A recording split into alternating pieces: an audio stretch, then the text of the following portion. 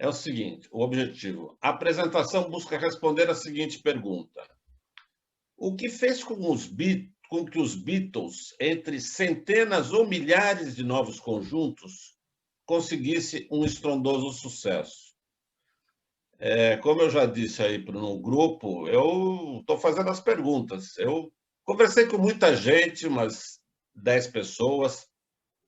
A Tuta fez uma pesquisa aí também e teve umas 30 respostas. As minhas são diferentes de todo mundo. Então, é só uma opinião, não é o que é. É só uma hipótese. E eu quero fazer uma primeira pergunta para o grupo. Quantos fãs dos Beatles nós temos aqui hoje? Quem for fã dos Beatles, levanta a mão. Filomena, Marilda. Drummond, ô Drummond. Você é fã dos Beatles, Drummond? Ah, obrigado. Só? Para todo mundo. Ô, Henri, bota uma câmera aí. Bom, ô Mariana, tudo bem? Eu vou... Conforme o número de fãs que tem aqui, eu vou deixar mais tempo os filmes ou menos tempo. Então, se eu estiver passando muito tempo os filmes, vocês gritam aí, tá? Não sei se está aparecendo bem meu cabelo aqui, que eu estou com... É o penteado dos Beatles, tá? Bom... Está ótimo, está ótimo. Obrigado, obrigado. Continuando aqui...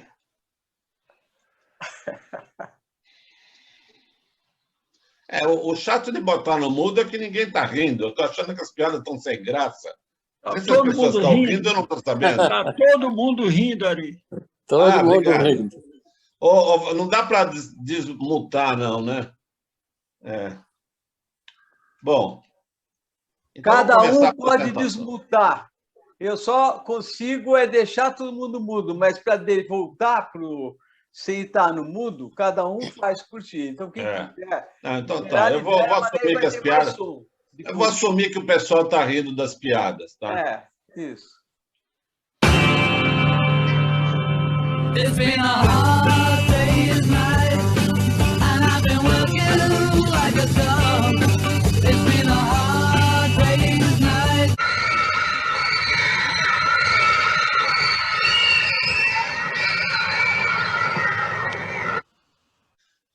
A gente pode dividir a carreira dos Beatles em 4 fases. Do início ao sucesso, de 57, mais ou menos, quando começou, a 62. 63 a 66 foi o auge da Beatlemania, quando eles apresentavam shows ao vivo, ao redor do mundo. De 67 a 70, eles só fizeram gravações em estúdio. Em 71 em diante, a banda já tinha acabado. Então, cada um seguiu a sua carreira solo. Eu vou focar a apresentação na primeira fase, ou seja, de 57 a 62, até eles obterem o sucesso. Bom, o primeiro fator que causou a Tempestade Perfeita, sem dúvida, foi o John Lennon. O John Lennon foi o criador e o líder dos Beatles. Mais tarde entrou o Paul McCartney e eles fizeram uma parceria que foi mais profícua do que a do Bill e a Melinda Gates.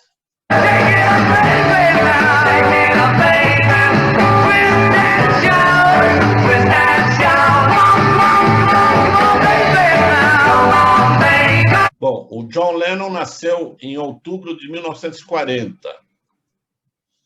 Com 15 anos, ele criou a sua primeira banda, The Quarrymen.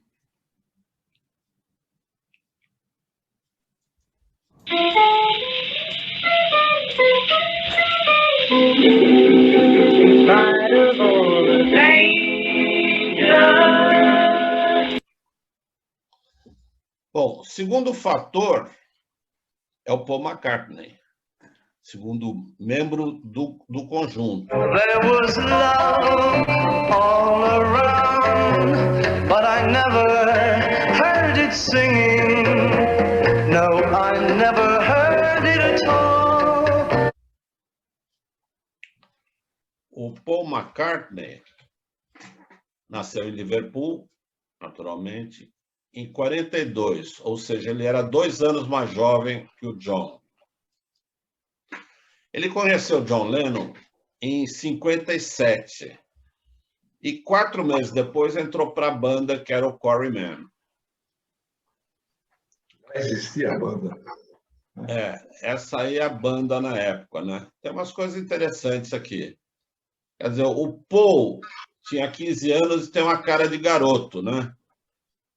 O John, com 17, já tem uma cara de adulto. E, pelo menos eu interpreto assim, quer dizer, os dois estão de paletó e os dois estão cantando, quer dizer, mostra que a banda era dos dois. Os caras aqui atrás eram figurações. E, de certa forma, eu acho que esse era o espírito deles e isso persistiu durante muito tempo. Eles eram os donos da banda, os outros eram participantes.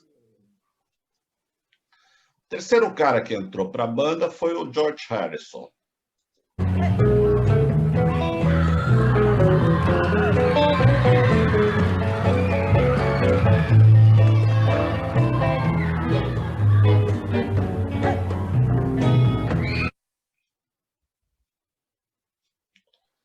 O George Harrison nasceu em 1943, ou seja, ele era 1 ano mais novo que o Paul.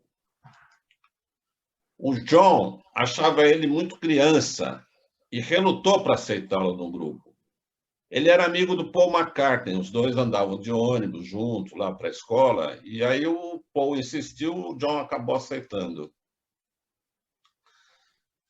Esse era o trio básico dos Beatles. Eles faziam show em Liverpool com ou sem bateristas. Quer dizer, o baterista era um acessório para eles. Eles não tinham o baterista como um membro do Quarrymen.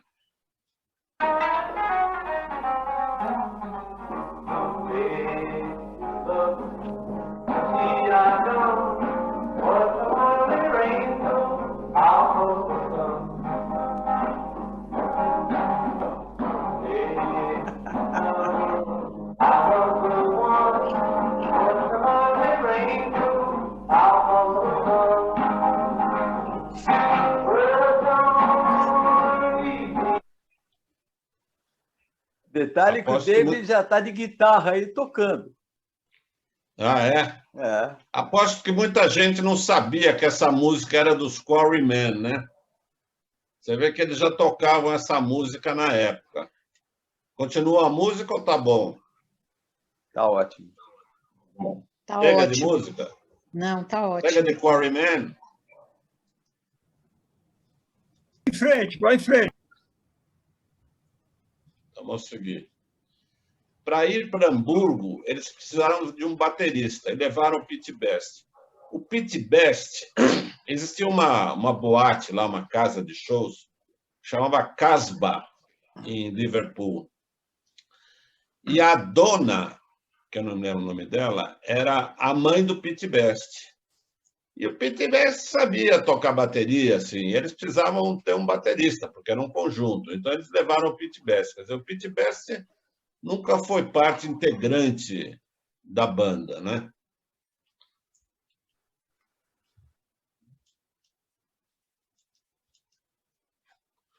Bom, quarto fator, Hamburgo. Os Beatles foram para Hamburgo em 1960. Na época, o John tinha 20 anos. Está aqui na foto, né? O John. O George tinha 17 anos. Inclusive, foi deportado quando descobriram que ele tinha 17 anos. O Pete Best tinha 19 anos. O Paul tinha 18. E o Stu Sutcliffe, que era um amigo do John, o John convenceu ele lá passar uma temporada em Hamburgo, falou: você toca baixo aí, que baixo não perturba muito. E ele entrou na banda lá para tocar baixo. Eles fizeram 5 temporadas em Hamburgo. Iam, voltavam. Inclusive, a última já foi quando eles tinham um certo sucesso e já estava o Ringo na banda. Havia outros conjuntos ingleses por lá. Tinha uma moda de ter muito conjunto inglês lá em Hamburgo. Inglês era britânico? Por exemplo, o Rory Storm. Alguém conhece o Rory Storm e os Hurricanes? Conhece Tuta? Tuta, conhece? Tocava o Ringo. A Tuta está aí. O Ringo Tuta, tocava. você Ela está está no mudo. quietinha, ela tá colocando Tá no o mudo. polegar para cima. Quer dizer o quê? Positivo, Sim. joinha.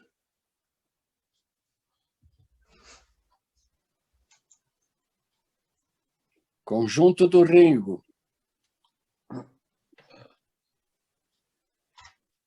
Estragou a piada. É. Segue. Eu? Eu ia perguntar aqui. Achar o Ringo aqui, ó. Beautiful dreamer, wake up to me. Let me know, pretty baby, I'm on my bended knee. Beautiful dreamer, in my misery. Beautiful. Todo mundo achou o Ringo? Arthur achou o Ringo aí? Achei e ele não mudou nada até agora. Continua Desculpe, ruim, né? eu estraguei a piada. Ah. Ô, Cara de vermelho, com roupa vermelha. tá certo. Era para achar, mas o Nelson conhece tudo. Vamos Desculpa. continuar. Vamos continuar, tá bom. Você espera todo mundo falar antes, senão não tem graça. Come on now, wake up to me. I used to dream of dealing with. É interessante, Arthur, que esse Rory Storm, que nunca fez nenhum sucesso, na época era o padrão dos Beatles, né? Não sei se você concorda. A lot down here. Since I met you, baby. That girl ain't nowhere. Wow! Beautiful dreamer. Eles têm um baterista Consegui. bom, né? O baterista era bom, é? Eu achei que era toda a diferença dos Beatles da época. É. Bom, então, eu vou falar da Astrid Kircher e a orelha do Klaus Wurman. Quem sabe quem é o Klaus Wurman, fora o Nelson e o Arthur? E o David?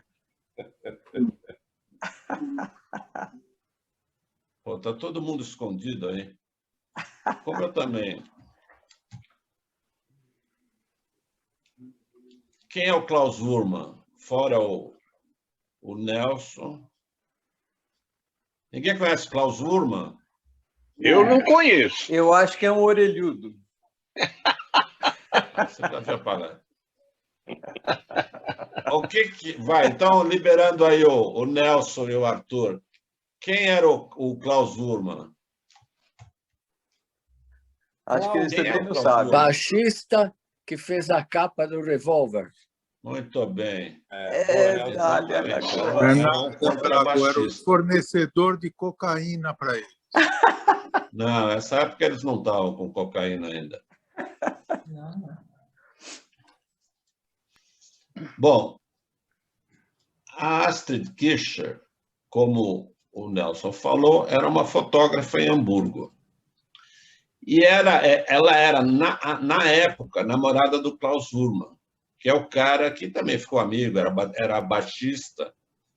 E o que ela conta nos vídeos aí, que o Klaus Wurman foi naquelas boates do baixo clero lá e ficou fascinado com os Beatles. Falou, você tem que ir lá ver os Beatles. Ela, mas não posso ir naquele lugar, mal frequentar. Não, você tem que ir, tem que ir. Levou e ela ficou fascinada com os Beatles. Então, ela virou fã, fotógrafa e amiga dos Beatles. Essa foto que eu já mostrei foi ela que tirou. Inclusive, essa foto também é muito conhecida, que é uma foto, como dá para ver, é uma foto planejada, né? Foto de fotógrafo.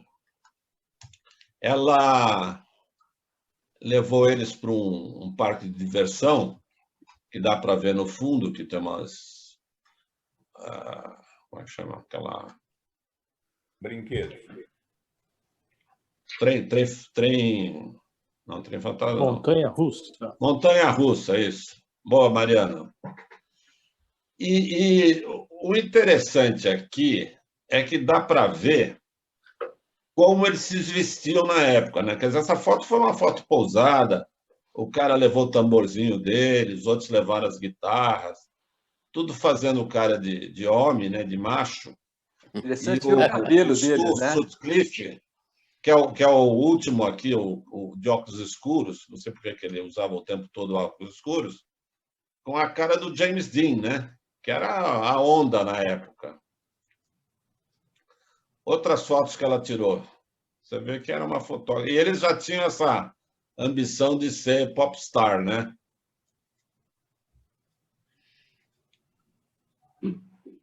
Bom, agora nós vamos ver a influência da orelha do Klaus Wurman no sucesso dos Beatles.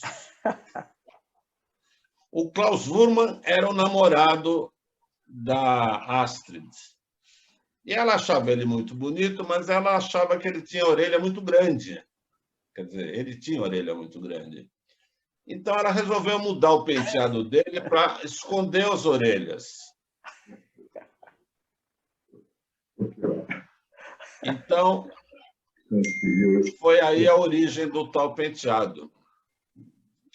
Ela passou a namorar o Stu Sutcliffe, deu um pé na traseira do Klaus Wurman, e o Stu saiu da banda para estudar arte em Hamburgo.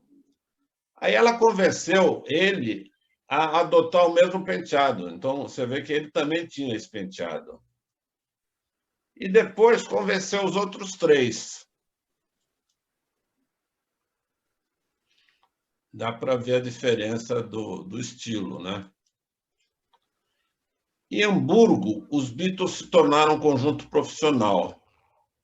Eles chegaram até a gravar um disco como acompanhante de coro para o Tony Sheridan, que é engraçado. O Tony Sheridan, o único momento de fama que ele teve foi esse, porque depois nunca se ouviu mais falar nele. E quando eles voltaram a Liverpool, eles conseguiram um contrato para tocar no Cavern Club, que já era um clube mais alto do que aqueles que eles tocavam antes, né? Bom, Brian Epstein. Brian Epstein era filho do dono da maior loja de departamentos de Liverpool e gerente do setor de discos. Ele tinha tido um passado ligado às artes, tinha feito um curso de ator, ele era ligado nesse negócio. E ele não era um gerente assim, burocrata, ele era um empreendedor, né?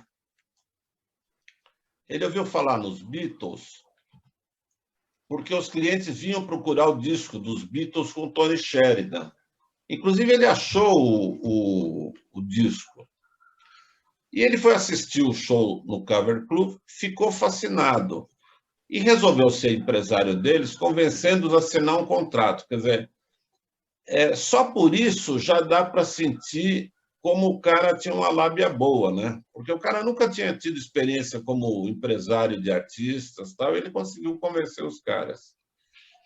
Ele deu um bom banho de noja neles e ensinou-os como se comportarem. Eles costumavam beber, fumar, comer no meio do show. Ele falou, não é assim, não sei o que, deu aqueles terninhos para eles, tal.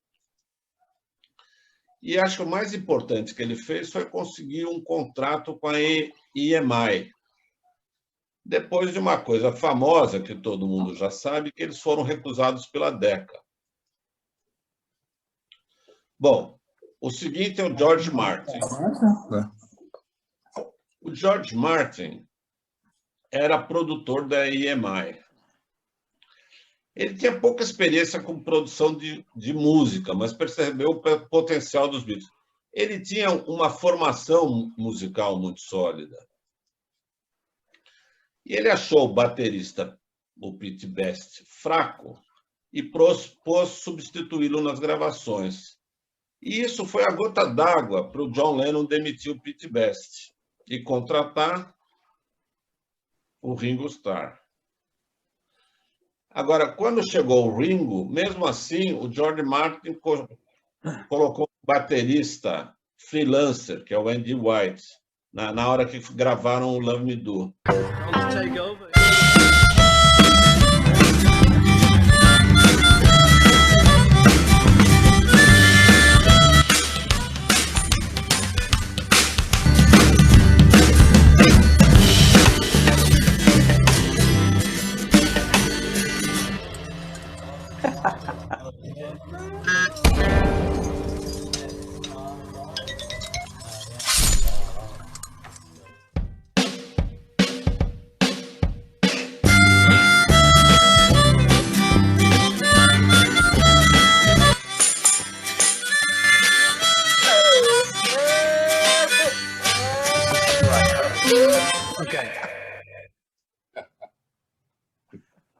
E aí entrou o Ringo Starr.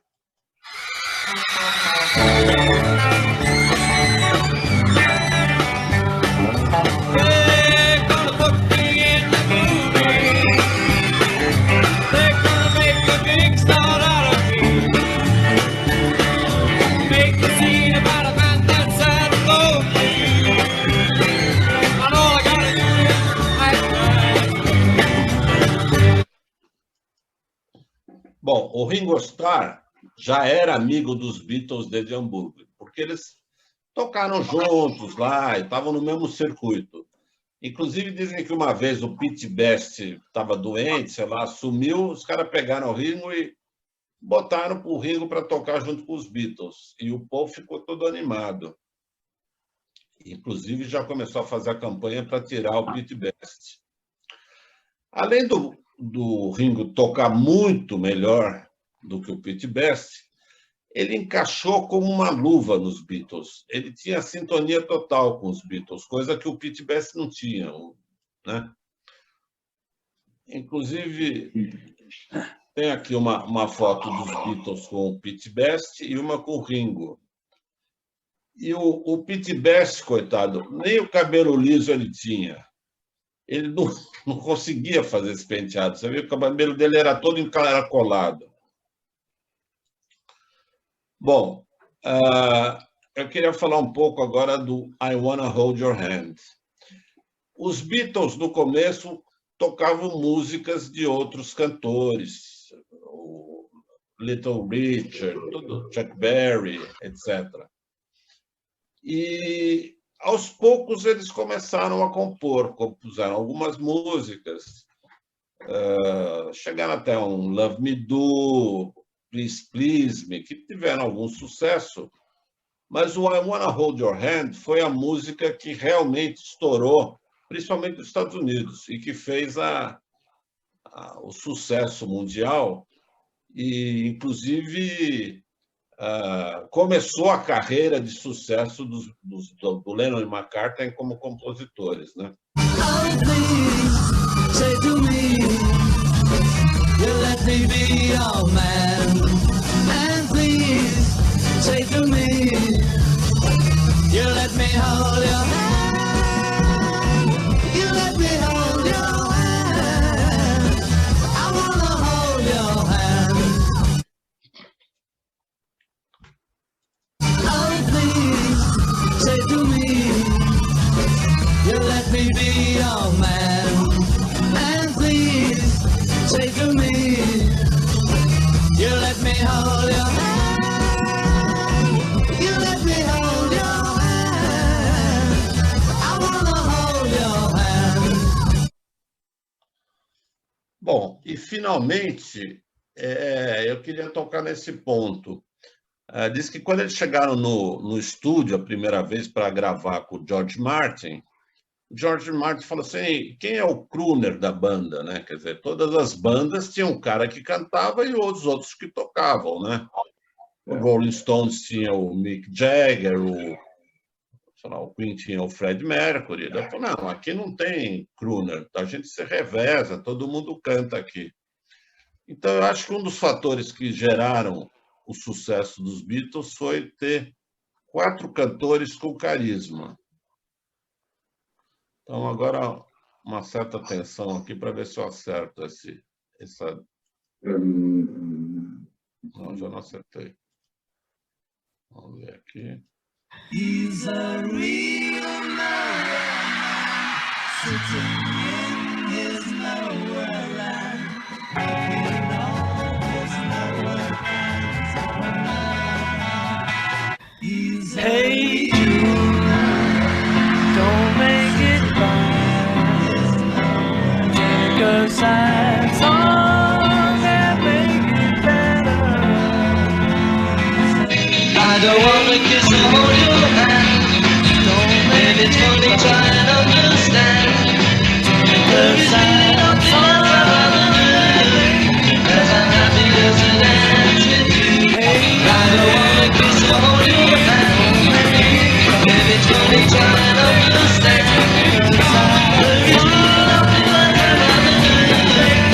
I'm happy as an ant with you. I don't wanna kiss or hold your hand. It's only trying to understand.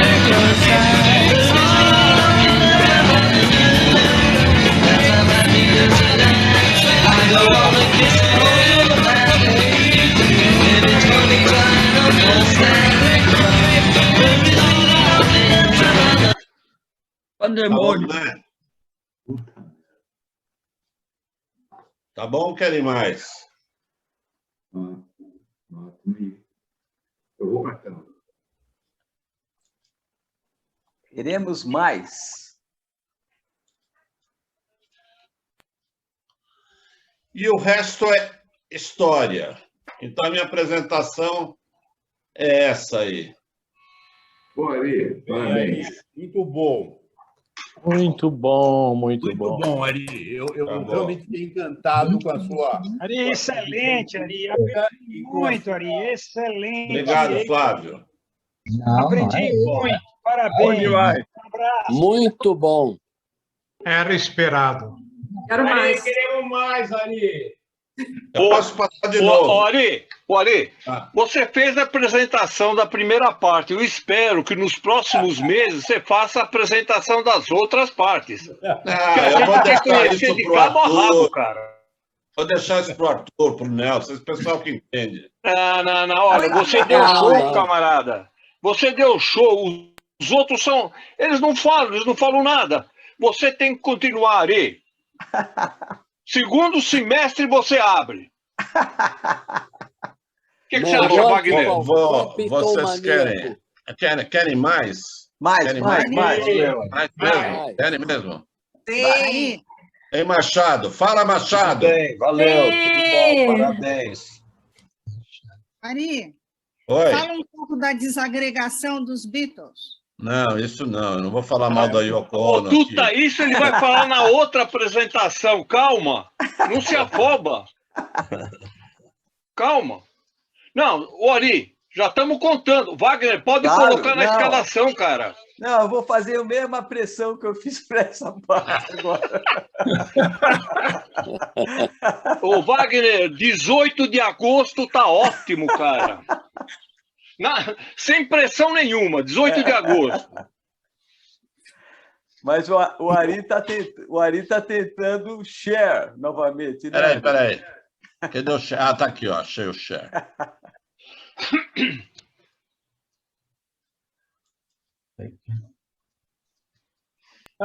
Ari, sem brincadeira, Ari, eu acho que merece uma continuação. Pelo menos a segunda etapa. Concordo. Na segunda etapa, concordo. Então, olha, só um pedacinho aqui. Sem dúvida, concordo. Aquele do bis, assim, bis, tá tudo ensaiado, mas os caras fingem que só na hora que decidiu. Tá bom. Valeu. Here are the people.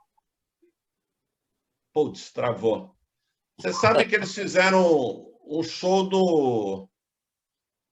no Ed Sullivan, né? Foi lá que começou a invasão americana. Clica de novo lá. Vou clicar. Here are the Beach Boys.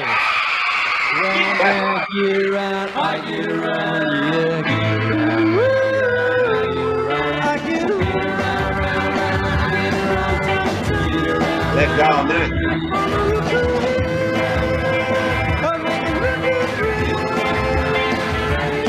I'm getting bugged driving up and down the same old strip. I gotta find a new place where the kids are hip.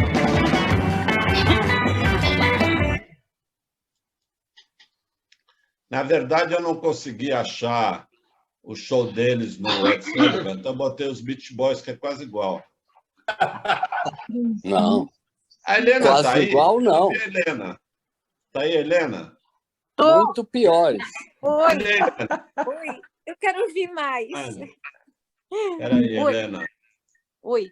Então, agora a gente vai cantar, né? Isso! Então vamos fazer um coro. Eu quero ouvir mais os Beatles. Põe aí alguma coisa para a gente cantar junto. O Ari tá achando onde é que faz para compartilhar. O share screen é que é o Tá problema. sempre perdido aí. Eu quero cantar, quero cantar. Aí, ó, Helena, atendendo a pedidos. Oba! Oba! Hey Jude, don't make it bad. 'Cause that song that make Bom, né? Ai, adorei. Oh.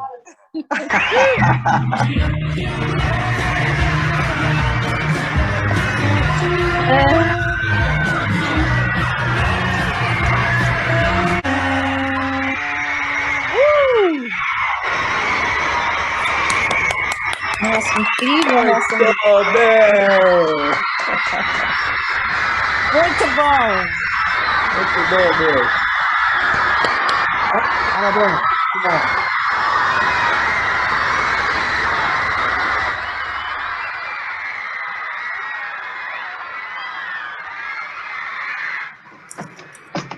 Now, I've got to stop. Come in, lads. Are we going on? No, we're not. The officer been on the phone and think it's best if we push on to Wolverhampton straight away. Tonight, we're not You've got a midnight matinee. All right, no. Now, there's only one thing I've got to say to you, John Lennon. You're a swine. It's been a hard day's night, and I've been working like a drum. It's been a hard day's night.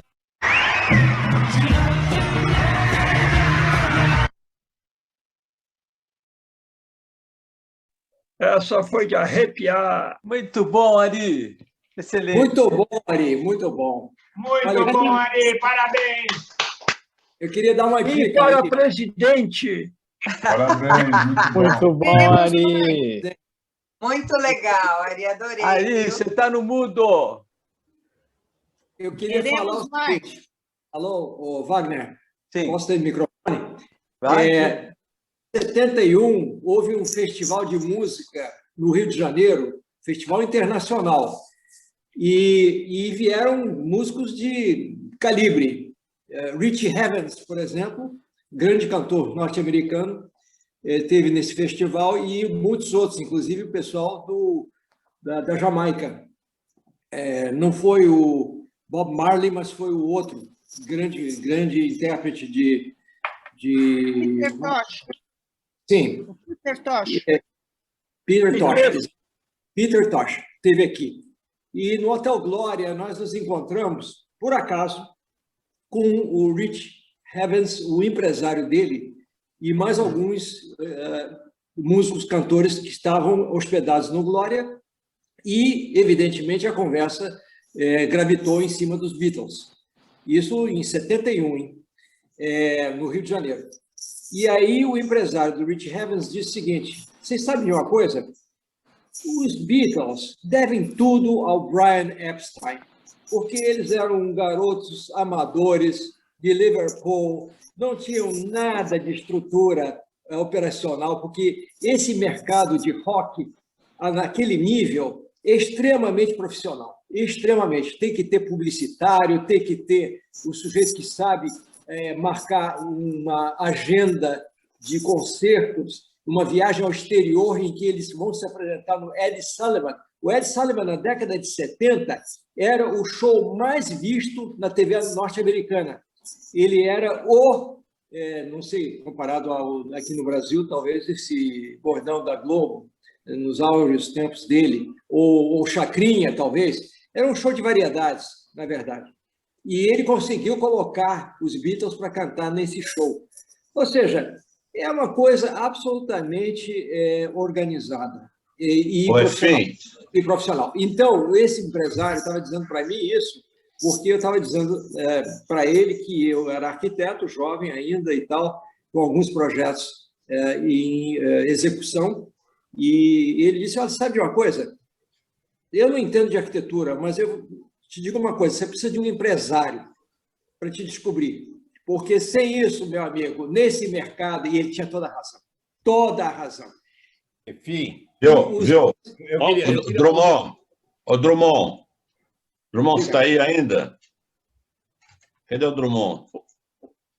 Drummond. Ele encontrou uma pedra. Não. Ô, Drummond, tudo depende dos empresários, Drummond.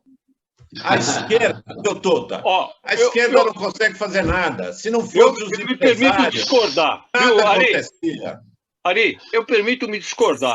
Eu acho que os caras devem o sucesso ao baita talento que eles tinham. É questão de tempo, cara.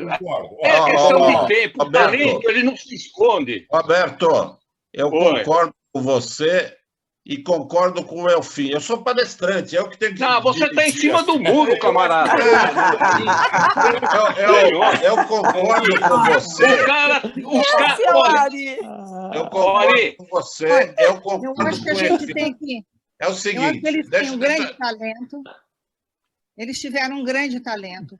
Músicas muito bem compostas. Introduziram algumas músicas, você tem um compasso a mais, em vez de 4-4-4, tem 4-4-5-4. Então, isso também dá uma quebra no tipo de música. Mas isso já foram inovações... Você tirou o som, Tuta. Mas, desculpa. Então, eles tinham uma forma musical bastante boa, bem arrumada, letras fáceis, tarará, tarará, mas a gente também tem que considerar que a indústria fonográfica, naquele momento, também teve uma importância grande, porque foi um momento de um grande boom da indústria fonográfica, com mudanças do tipo de LP que era feito, do tipo de material que era usado, havia também uma expansão do primeiro emprego dos jovens da época. Então, eu acho que forma um conjunto de coisas. É difícil dizer uma coisa só. Posso falar? Tiveram talento, Desculpa mas falar. eu também Posso falar? Eu sou palestrante, eu quero falar. Não, cara, você já encerrou tua parte. Fica quieto agora. Você ouve. Não, você falou muito hoje. O empresário é que faz. Eu concordo com o Roberto também. Eles tinham talento. O Brian Epstein, ele simplesmente viu o talento deles e falou assim, isso está mal aproveitado. Ele deu aquele banho de marketing de loja e conseguiu vender eles, mas só o marketing não ia fazer o sucesso deles. O que a Tuta falou, eu concordo, mas as composições deles só apareceram depois. Quer dizer, eles fizeram sucesso já pelo não só o talento, viu, Roberto, mas o carisma deles. Eles tinham carisma. E eu acho que esse negócio... Mas o carisma faz parte do talento, Ari. Claro. Olha o Lagoa aí, com a mão levantada. Ari, me permite uma palavra aí? Uma só. É o seguinte, o pai do Brian Epstein tinha uma loja que vendia partituras, onde meu pai comprava partituras lá em Liverpool. Bom, o Brian Epstein, ele começou aí no Cavern Club, ele foi muitas vezes, e cada vez mais ele ouvia as músicas, via a reação do público. O Cavern Club era um lugar apertadinho, que foi demolido, mas tinha um prédio do outro lado da rua igualzinho, então eles refizeram o Cavern Club do outro lado da rua. Tá? Isso posteriormente, evidentemente. Então, o Brian Epstein, ele percebeu o potencial deles, tanto no aspecto das músicas que cantavam, mas como eles encantavam as plateias ali no Cavern Club. Ninguém conseguia entrar lá dentro quando eles estavam tocando. Então, juntou uma série de fatores. Ele viu uma oportunidade de empresariar. Ele viu essa oportunidade. Os caras eram extremamente cativantes. Eles eram 4. Outra coisa, o Ringo, que é o baterista, sempre tocava numa plataforma. Então, não era meramente 3 caras e um baterista escondido, eram 3 caras e um baterista bem colocado. Então, todos esses elementos fizeram com que, vamos dizer, eles tivessem esse encaminhamento para o sucesso. E teve uma coisa, Ari. Eu acho. Deixa eu dar uma opinião. Fala. Fala. Quem está falando? Falar. Fala, Nelson. Nelson. Assim, eu acho que, por maior que fosse o marketing, por maior que fosse a preparação, o capricho, o penteado, outros conjuntos tiveram a mesma coisa. Tanto que tem um exemplo típico. Nos Estados Unidos, lançaram os Monkees com toda uma parafernália para imitar e para derrubar os Beatles. E não conseguiram nada. E depois, outra coisa que é importantíssima, quem entende um pouquinho de música, vê que os Beatles começaram tocando aqueles rockinhos em 3 posições. Ora, para começar um rockinho de 3 posições e chegar a um LP como Rubber Soul, a um disco como Sgt. Pepper's, a um disco como Abbey Road, quem fala do Ringo vai escutar o Abbey Road. Aquilo não é bateria, é uma obra de arte que ele toca. Então, eu acho que os 4 eram muito especiais, né? É uma coisa que acontece cada 100 anos. Ari, eu acho que você pegou 10 pontos fundamentais, de fato. Eu acho que a Tuta também comentou sobre o talento dos Beatles, acho que o Nelson repetiu isso agora, mas houve um aspecto na união dos Beatles que potencializou esse número de elementos que foram formidáveis, que é a multiplicação das opções musicais nas diversas uniões entre eles. Então, assim, evidentemente, eu já falei isso no grupo dos Beatles, que não existem 2 músicas dos Beatles parecidas. Não existem. Quer dizer, depois de 64, nenhuma segunda música dos Beatles se parece com a anterior. Nenhuma. Então, isso vem não só por causa do talento deles, mas principalmente porque eles se revezavam musicalmente nessa interseção entre os vários cantores, os vários ritmos que eles eram capazes de tocar, e eles se tornaram simplesmente inimitáveis. Eles eram tantas opções musicais que os Beatles eram capazes de fornecer, que de fato nem precisaria ter tido um empresariado tão formidável quanto ele teve. Eles tiveram, de fato. Eles se tornaram sucessos muito antes deles serem grandes musicistas. Mas eles se tornaram grandes musicistas eventualmente.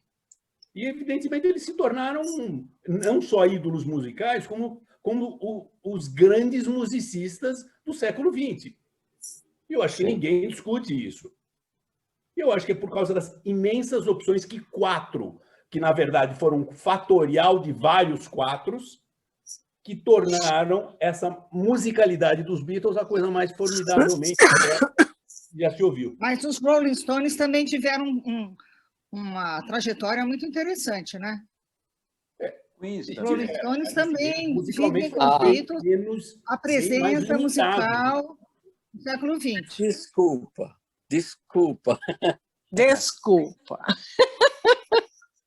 Você me pega alguma resenha de Rolling Stones, algum anthology dos Rolling Stones, alguma gravação de estúdio. Não dá para comparar, desculpa. Sabe, eles são a gente não pode lembrar, a gente não pode esquecer que os Beatles tiveram uma vida relativamente curta em relação aos Rolling Stones. Sim, tá então, certo. Eu acho que não vale a pena comparar um com o outro, porque não é o caso de dizer que um é melhor que o outro, um pensa assim, um pensa assado. São coisas diferentes. Eles também têm uma presença importante no século XX e que continua no século XXI, dentro do escopo musical do rock. Isso é inegável. Eu queria fazer uma... Sei que eu estou pisando no calo de muita gente, porque quem é Beatles não é Rolling Stones, mas eu acho que é uma bobagem. Essa é uma bobagem. Certo. Eu acho que eu concordo, Tuta. Eu concordo com você. Eu acho que, na verdade, o que acontece nesse mercado musical, sobretudo para os jovens naquela época, temos que contextualizar também.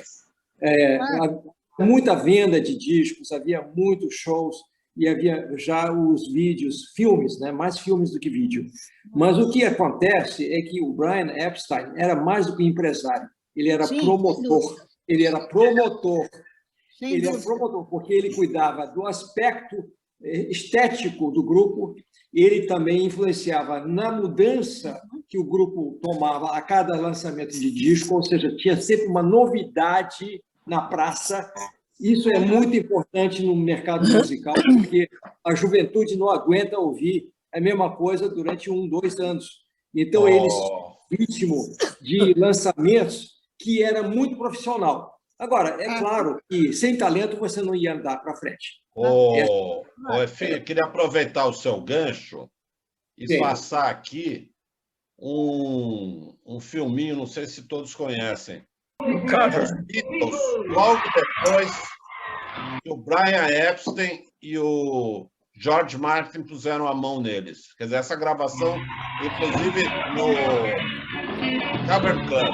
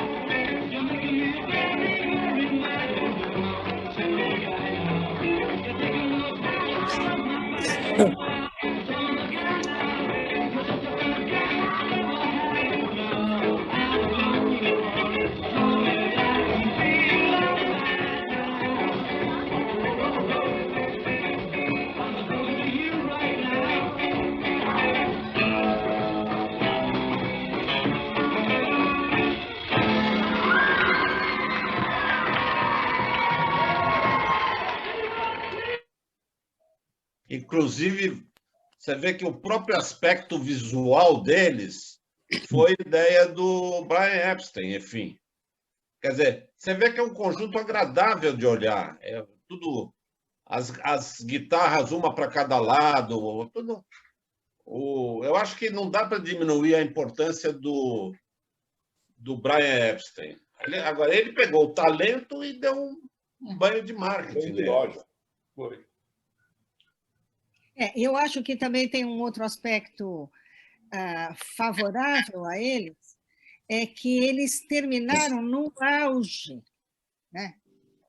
Eles, quando o grupo se desmonta, eles estavam no auge. Então, você fica com aquela sensação de que você queria mais, sem que você tivesse chance de ver o que aconteceria com a vida, com a continuidade, etc, etc. Eu não estou desmerecendo eles com isso, não é isso que eu estou falando. Mas eu estou falando que uma das coisas que conta muito para essa aura que ficou nos Beatles foi o fato deles terem acabado no auge. Eu discordo, Tuta, eu discordo totalmente. Acho que isso mesmo porque nós conhecemos a vida do que aconteceu depois. Não, é? Não, como grupo, não. E aí, como grupo, não. Aí a gente valoriza... Individualmente, como grupo, não. Sim, e aí a gente valoriza como eles, enquanto conjunto, tiveram uma produção e uma sonoridade completamente diferente do que foi a vida deles depois. Então, assim, eles eram importantes enquanto quatro. Eles Oi, eram quatro. eu estou discordando de você, Arthur. Eu estou dizendo. Eu estou no que eles mudo. ainda tiveram o benefício, né, que a gente não pôde mais vê-los. Isso não diminui o talento deles, absolutamente. Nem enquanto grupo, não era a soma de quatro, era os quatro mais eles enquanto grupo, né? Uhum. Bom, Mozart teve uma vida musical curta e muito reconhecido. Bach teve uma vida musical longa e muito reconhecido. Então, eu acho que isso não necessariamente mudaria a minha percepção musical do conjunto. Acho que o conjunto foi... Não, Arthur, eu não estou dizendo isso. Eu não estou dizendo isso. Eu estou dizendo que, ainda, além de tudo, como eles terminaram no auge, a gente fica sempre com desejo de que eles tivessem continuado. E, portanto, você tem uma projeção positiva diante da possibilidade que teria sido, que não tem chance de se verificar. Entendeu? Eles eram brilhantes, mas eles tiveram uma vida curta, né? Esse aspecto de fato, isso é complicado, aconteceu. Porque o auge podia ser mais alto. Podia tudo. Podia tudo. A gente não tem parâmetro. Fica com aquele quero mais, né? Assim, gosto assim, de quero mais, e não tem. Eu sei dizer que a produção musical dos quatro, depois disso, foi modestíssima. Jamais se repetiram como enquanto estavam juntos, né? Sim. O que foi uma decepção. Na verdade, foi uma grande decepção. Os Beatles, depois da separação, perderam o encanto.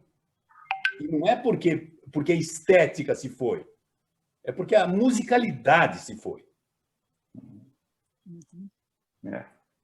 Eu tenho uma hipótese. A hipótese é a seguinte: é que quando começou a questão política de grandes movimentos de protesto nos Estados Unidos, sobretudo guerra do Vietnã, a música romântica foi substituída por um rock muito mais agressivo, politicamente falando. O Bob Dylan aparece como um sujeito sozinho, cantando coisas que ninguém colocava na letra. Ele, na verdade, foi muito respeitado pelo John Lennon. O John Lennon tinha o Wurlitzer, aquele aparelho automático que todos os bares tinham, que você colocava uma moeda e tocava o disco. Naquele Wurlitzer do John Lennon, no Dakota, onde ele morava com a Yoko Ono, ele tinha 3 discos do Dylan e do aquele roqueiro que ele também tinha grande respeito por ele, norte-americano. É o Check, não é Checkers, não. Lou Reed, não. Esse aí. Esse aí. Ele diz... Como? Lou Reed. Não, Lou Reed, não. Foi o Ari que falou. O cara... O Chuck. O Chuck, na verdade, o John Lennon uma vez afirmou que se o rock and roll não tivesse assumido esse nome, ele seria chamado o nome desse cantor, o Chuck. Porque ele dançava no palco, ele tinha um ritmo contagioso e ele era um sujeito de um dinamismo incrível. Então, no Wurlitzer do John Lennon tinha 2 discos do Bob Dylan e 2 desse cidadão. Ou seja, ele ouvia e era influenciado por eles. Agora, é muito interessante o fato de que eles eram pessoas muito bem instruídas, inclusive musicalmente falando. Não tinha nada de amador ali. De amador não tinha nada. Então, a questão é a seguinte: a desavença deles, me parece que, provavelmente, isso é uma hipótese. O Brian Epstein teve uma overdose e morreu, de repente. De repente. Ninguém esperava disso, porque ele era jovem, muito dinâmico. De repente, não. Enfim. Subitamente, né? Essa coisa de morte... Mas só, desculpa interromper, mas o o Brian Epstein queria ser o empresário dos Beatles na Inglaterra. Agora, na hora que explodiu, era muita areia para o caminhãozinho dele. Ele pirou. Ele não conseguiu dar conta daquele sucesso. Por isso que ele pirou. Além disso, ele tinha um outro problema, que era um problema sexual, né? E Não, na isso não é Inglaterra, problema. naquela época, não era muito, né, permitido. Então, não foi de repente, foi uma acumulação de coisas que ele estourou, né? Não é que assim foi por acaso. Ele estava mal já há muito tempo. Ele saiu de cena. Basicamente é isso. Então, eles foram, na verdade, geridos por outros empresários e promotores. Inclusive, eu acho que eles formaram uma grande empresa. A Apple não de computadores, mas de discos Apple, era uma grande empresa que lançava a etiqueta deles. Agora, a questão... Até a Tuta deu uma provocada aí por que eles brigaram. Um dos motivos foi esse, quer dizer, a morte do Brian Epstein deixou eles perdidos. E eles tinham uma briga interna de empresários. Então, tinha 2 empresários que queriam tomar conta e começou a ter briga interna. Então, isso que foi uma das coisas. Sem contar a Yoko Ono, né? Yoko Ono, exatamente. E o fator político, porque a Yoko era muito mais orientada justamente por uma modernidade de som que não era o som produzido por eles. Ela não gostava do romântico dos Beatles.